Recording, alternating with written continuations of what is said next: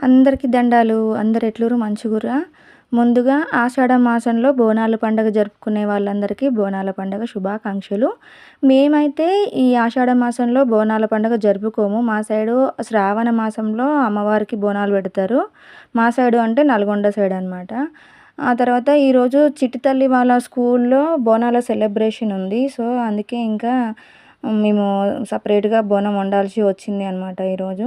Lucky తల్లి ఏమన్నది అంటే, స్వయంగా నా చేతులతో నేనే అమ్మవారికి బోనం వండుతా మమ్మీ ఈరోజు అని చెప్పేసి అడిగింది.